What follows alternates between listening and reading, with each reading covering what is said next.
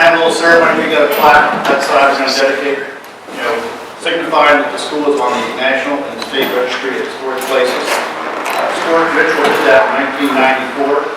The William G. Pomeroy Foundation found out that when you get that designation, you do not get any funds for the signs or the plaques. So they set up a grant program. We submitted a grant. Last year we got the sign. Town historian I did, and I couldn't find it even though it was in the office. In a big box. You didn't expect to find something in a big box. We had a hard time finding that. So what I'd like to do is I'd like to introduce just some of the people here today. We have Sharon Moore from the Senator Thomas O'Mara's office. We have our town supervisor, Bob Malter. Our town historian, Dan Robeson. And our honored guest we have here, we have Earl Holmes. We have Merville Button, and we have Ann Button Boyd, Arnold. Dave, I guess Dave. Dave. Are you trying to remember me? Kuehne. Dave Kuehne, right? There. Well, that's pretty close. How do you get pronounced? Well, the folks always pronounce it Kuehne, but there's no justification in German for Kuehne. How do you want to get pronounced? Kuehne. Kuehne, okay? All right. And ironically, we have a picture from the last class here in 1937. We have a picture of that. And Ann and David are both in that picture, which is very special. Dan Robeson's aunt, her name is Hazel Dinebart Robeson, was a teacher. She was the last teacher in the school. The school was established in 1874, and apparently this was a large community at the time. And since that time, we have no idea why this community disappeared, but the school has remained. And I keep telling people, I've only been in the area 5 years, and that this is the iconic building to me. And this is such a beautiful building. And I always like to say also that I've been in the area 5 years, but I'm going to spend the rest of my life here. This community is just so special. And all you've shown up today is in recognition of that. In preparation for this presentation, we had a lot of hard work by the board members and the volunteers on Wednesday mornings. But I'd like to give a special mention to Phyllis Button, of course. Phyllis Button is everywhere and does everything.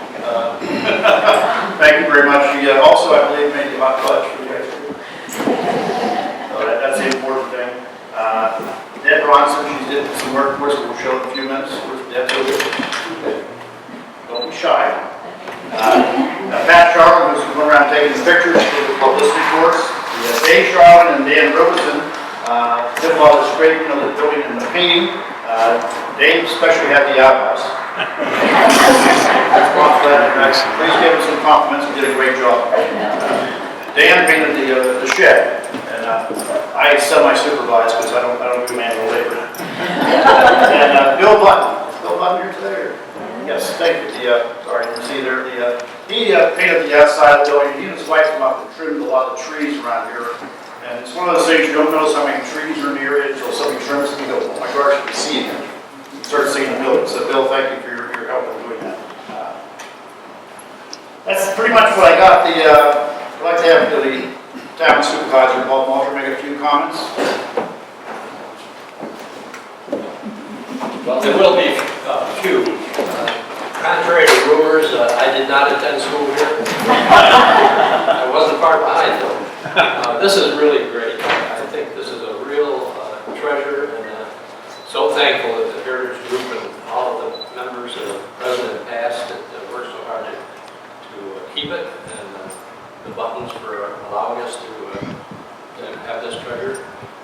We are so fortunate with the Heritage Group. They're a hardworking group. They're every Wednesday morning. If you go down Wednesday morning, you can get coffee and cookies. But they work very hard in preserving our heritage. When I first came here, I was dismayed to find that the railroad station that used to be here, that somehow the town let it go. And what a treasure that would have been if they had preserved it. So on behalf of the town board, I want to thank you and all of the Heritage Group members, past and present, for all of your hard work. And thank you.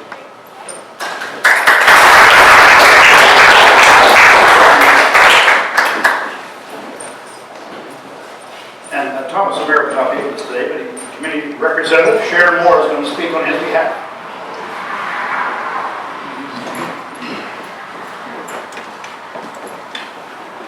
Well, my name is Sharon Moore. I work for State Senator Tom O'Mara. He was hoping to be able to be here today. Events like this don't happen every day in this area or in this country. This is a special event to preserve a building in such a beautiful way and to have it be recognized beyond both historic registers and then to have this successful effort to get this special roadside marker is something and everyone involved in it is to be commended, and I'm thrilled to be part of this, of today's special celebration. On behalf of this, to recognize this special event, the state legislature did pass a resolution that went through both the Assembly and the State Senate.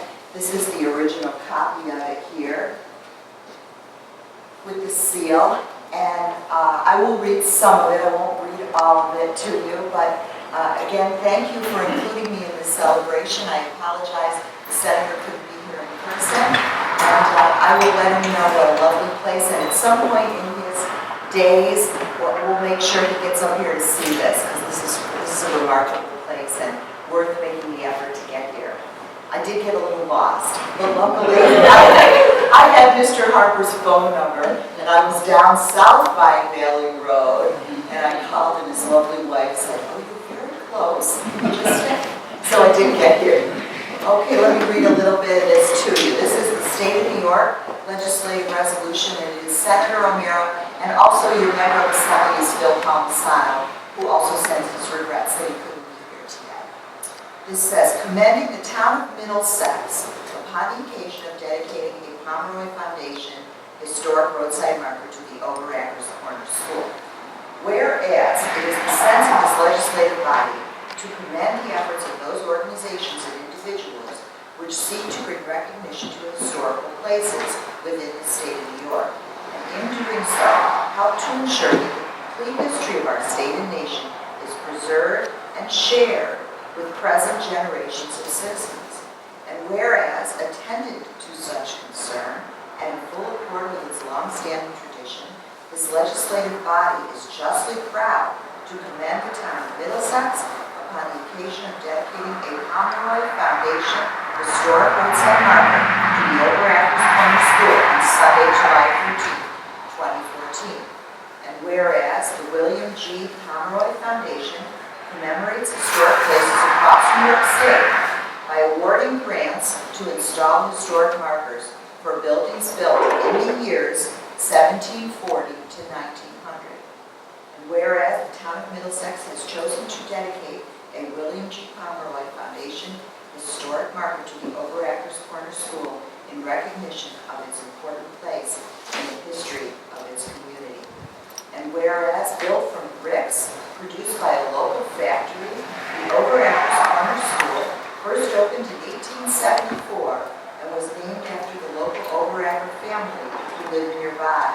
It featured large windows on 3 sides which provided light and a stove in the middle of the room for heat. Drinking water was carried to the school from a nearby well. And whereas for many years the Overacker's Corner School provided quality education to the children of the town of Middlesex, teaching such subjects as reading, spelling, arithmetic, and geography. And whereas in 1933, this esteemed schoolhouse was pictured in the magazine National Geographic. And whereas the Overacker's Corner School closed in 1937 and was purchased by Leon Button 2 years later, the Button family continues to own the building and now leases it to the Middlesex Heritage Group. And whereas the Overacker's Corner School is listed on the New York State Register of Historic Places and remains a unique historical treasure for all to see. And whereas this legislative body is pleased to have this opportunity to express its highest admiration for the Overacker's Corner School and for all the individuals who have worked to bring proper attention to a place and time which merits recognition in the grand panorama of the history of our state and nation. Now therefore be it resolved that this legislative body pause in its deliberations to commend the town of Middlesex on the occasion of dedicating a Pomeroy Foundation historic roadside marker to the Overacker's Corner School. Thank you.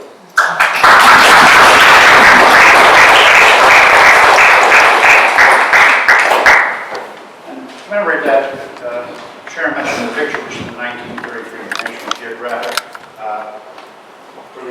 For you, this is a picture of the school. This is done by Deb Bronson, just an astounding job. And one of the issues was we had a copyright issue with the National Geographic, and a lot of us were pondering what the hell to do, or what the heck to do. I was pondering the other one. Dick just called and asked him for permission. But duh. And sometimes the obvious answer is not that obvious to us. I would like to present this to you, and each one of the students are going to get a copy of that picture also. We'll give it to you before you leave. Commemorating your attendance here and the community. So, yeah, that's pretty much the ceremony. Sharon and I are going to walk out, pull the thing off, get our picture taken. This is probably raining outside. We're having an ice cream social, which I think Dave Sharman's going to be in charge of. Is that correct? Somebody will be in charge of it. Somebody did an ice cream out here. And for students like that, you stay here, we'll get you ice cream and stuff if you want that, but we'd like to talk to you a little bit afterwards. Sharon, would you like to meet these? Absolutely. Again, thank you all for attending and honoring our students and our people.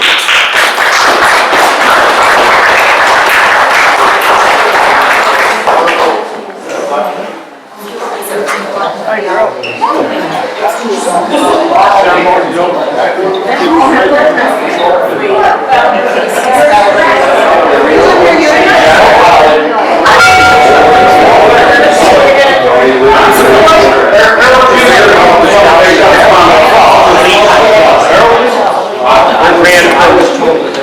Oh, first of all,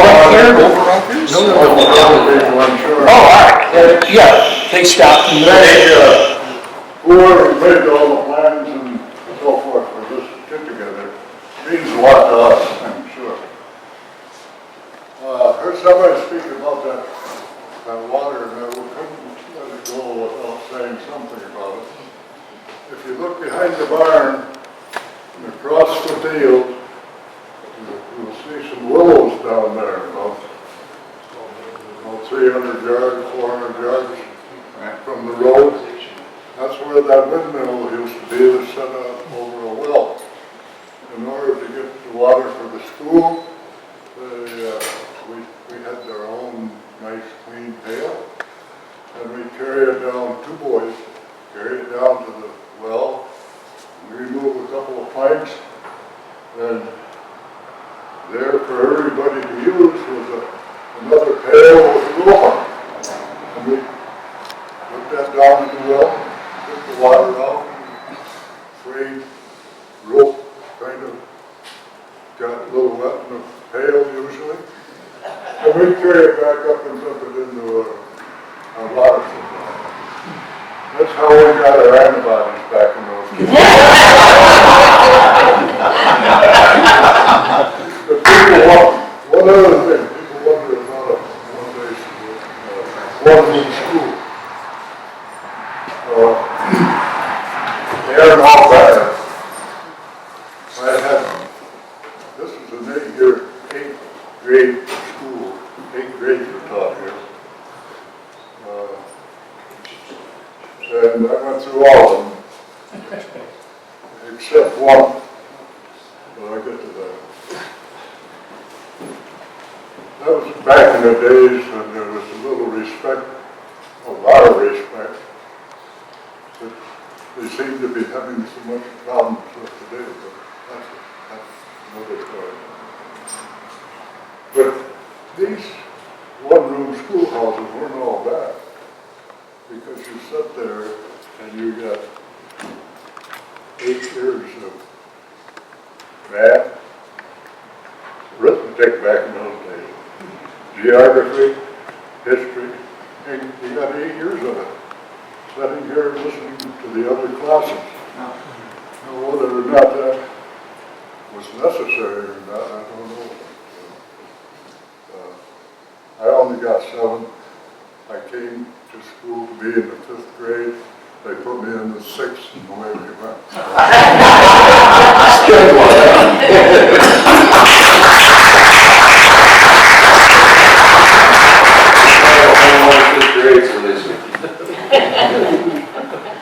Give us the year, so what was the date that you were first attended here? Yeah, can he say, Do you mind wants if to I- say something? We got, Merville wants to say something.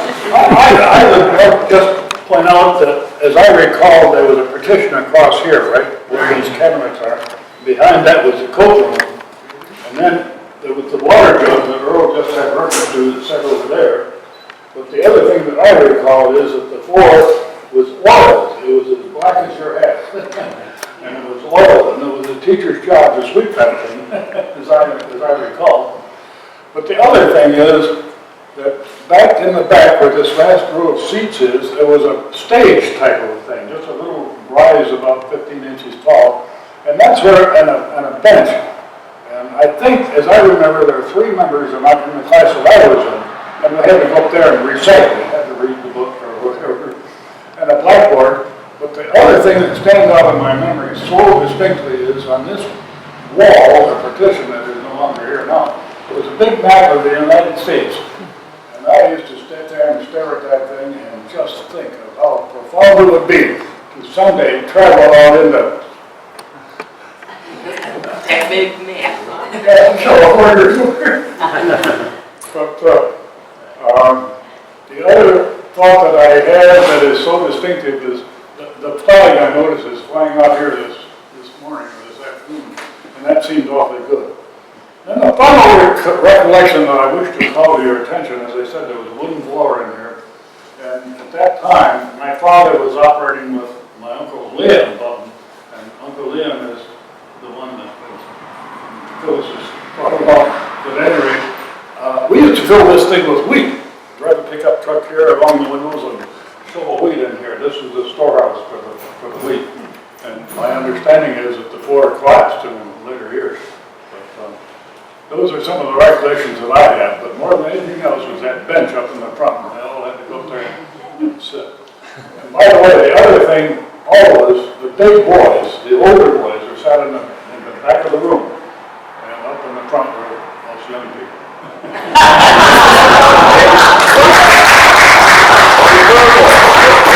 Cold here in the winter? Kind of cold. I don't remember what it was. Did we, I don't remember, I think that the farmers, the local people here supplied wood to use this building. David, was it cold? Well, Cold. Don't you have the cold shell?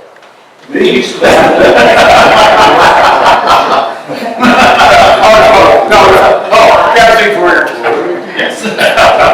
Well, you know, folks, when I was here, there was a teacher by the name of Mr. Madison, Frank Madison. And my folks lived right here in this first house. That's where all of us were born, as a matter of fact. And I remember vividly that school would be in session. It'd come about a certain time in the afternoon, and I would say to Mr. Madison, do you mind if I go home now? Well, what are you going to do when you go home? Well, I don't know, odd jobs. And one day he said to me, what kind of odd jobs do you mean? I was absolutely speechless. I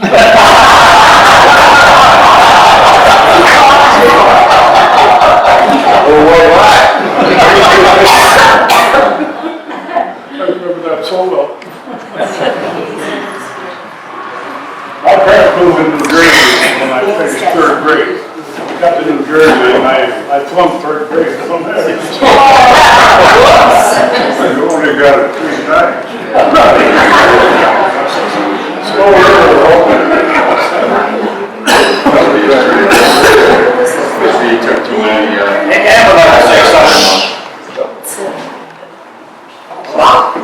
It's just sick. I remember the shutout back, but I think it was cold. And, does anybody know what this means? That means you wanna go to the bathroom, number 1. Forget that. And the other thing that I won't forget is David Kuehne putting my braids in the inkwell. He said it like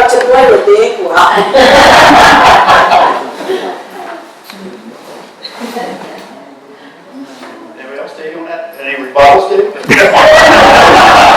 Guilty? When did you bring out the public transportation system, they got the kids and the teachers here? How'd you guys get There yours? was bicycles, horses, Walk, bike. or somebody walked up to the. How'd you get here? To school? You were right, you just walked. Did you ever hear that time? Walked, everyone walked. Does anyone remember the sanitary conditions out here? They had the outhouse, boys on one side and girls on the other, and there was, as I remember, they stored some wood in between the two. What?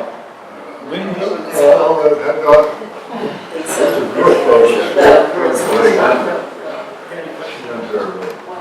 That was in school.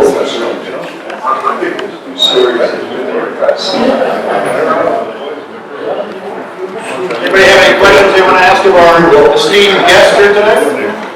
I wonder how many students become teachers, because when you put that many grades together, the history tells us that the older students help the younger students with their lessons. And we haven't done it, but I'll bet when we looked at the number of students that were in the classroom, how many of them maybe became teachers? You would know how many students from the school became teachers, because you would teach the younger students anyway, the other younger students in the class.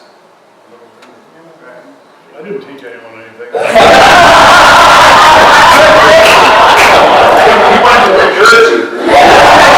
New Jersey. You may have, but this wasn't what the lesson was. I think David was a teacher. I think he You're was a a man. teacher at one time? Oh, yes. Well, because of your experience in the school, or? No, I kind of felt Okay. I needed a job. And then I liked it, so I kept up. You retired from teaching now? Yes. Merville, how many students went to school here? Pardon me? How many students in the class? I think there were 3 students in the class I was in, and I wish I could remember. The only one that I remember was Lynn Daggett. And at that time, Lynn was the biggest man around here. And he pestered the teacher too, I'll tell you. We had Frank Madison, and then there was another teacher, Smith. But I honestly don't remember the older ones. Merville, what year did you go to school? What years did you go? Did I start? Yeah, when you started and you finished? Well, I started, I imagine, when, 8 years old? I don't know. So I started here in 1934. 34, okay. That would be my best guess. He would have been there before that. I started in 36. Started in 36. Dave, you started in 36? 36? Earl, when did you start? That part of my memory is wrong. Okay.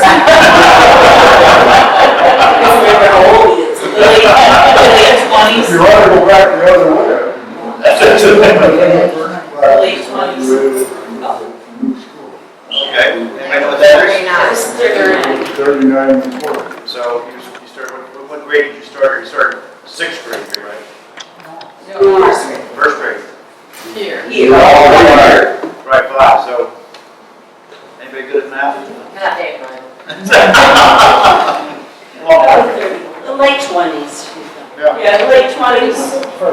Late 20s. Late 20s. 1920. Early 30s. 39. So 39, so 12 be, probably 1927 or something like that. Give me a break. He's got to use that.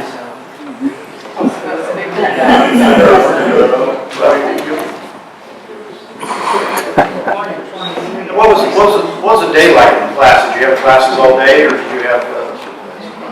I used to go right and went to class in the morning and you get out to the floor. Well, I usually got out early.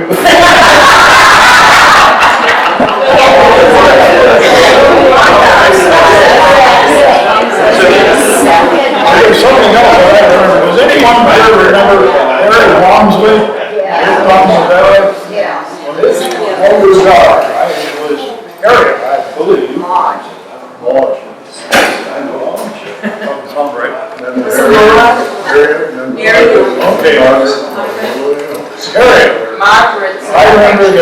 used to stop at our house and she would walk me up here to school because I was a little timid.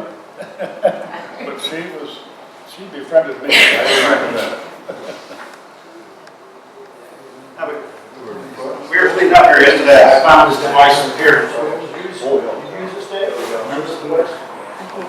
You guys remember using this thing at all? No. All right. Something I like. had no idea what it is. Looks like you do letters on it.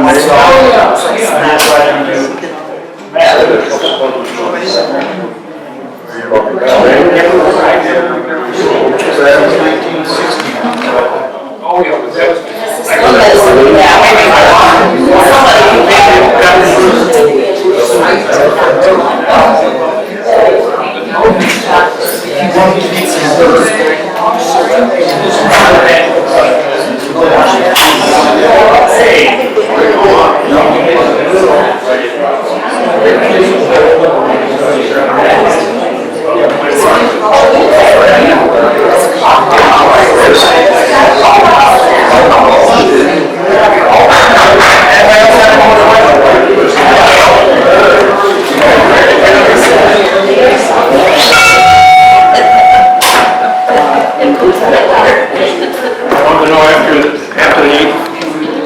Here, did they go on to school tomorrow, or was that kind of the end of their education? Was it more afternoon somewhere? You guys hear the question? Say your question again. After you did your 8th grades here, did you go to another school, or was that kind of completed your education at that time? After the high school, did you go to another school after you finished here? Or was that it? My parents moved to New Jersey. And when I hadn't completed 3rd grade here. So I missed all that period. We had state regents to get from the 8th grade into high school. Then you went to Go Plaque. from here to Middlesex and take those regents. They allowed us to take them in January if we wanted to. I passed them in January. And that was because the teacher told me I fallen in love.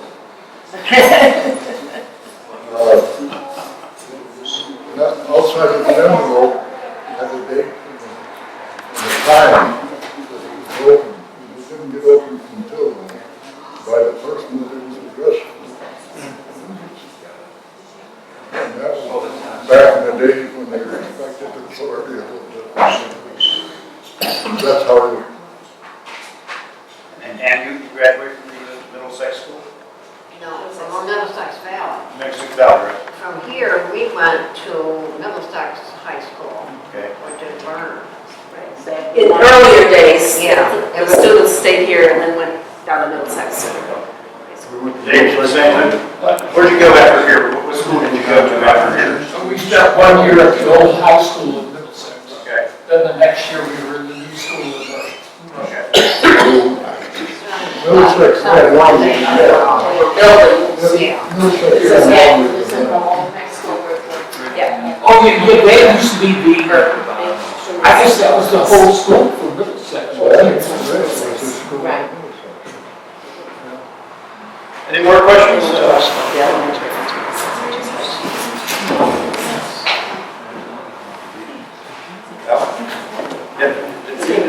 This has been great. This is one of the, this is living history. I just wanted to know, how long did the school year last? When did you get done in spring? Was it the end of June or did you get How done? long the school year lasts, from September till June. June? So you had roughly 180 days as they have today, something like that. Yeah.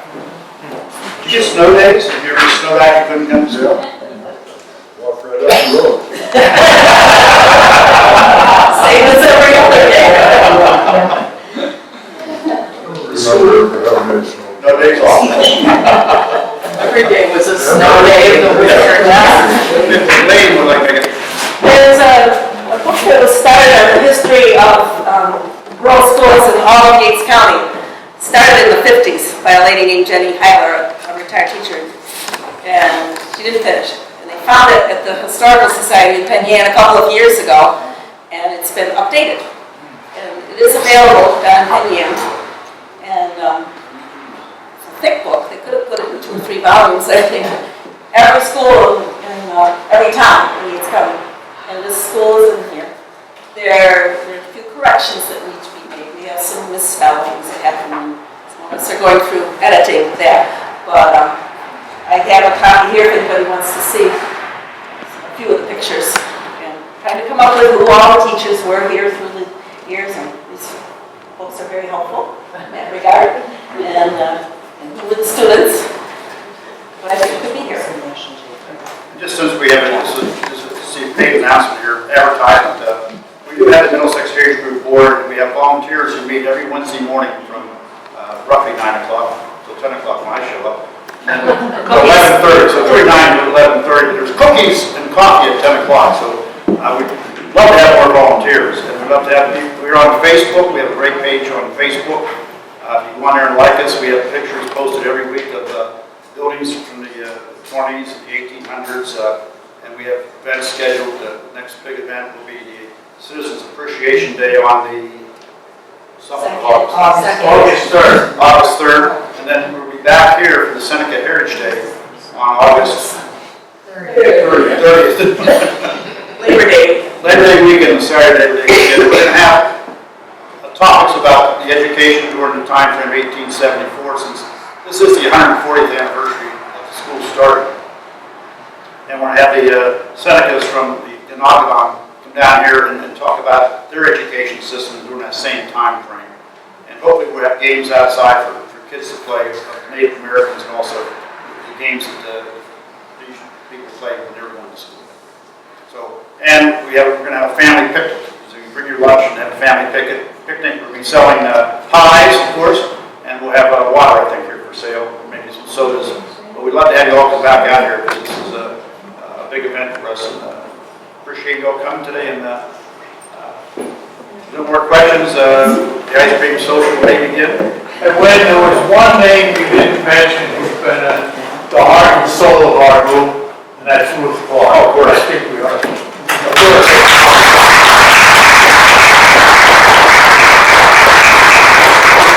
We have Ruth's book back there.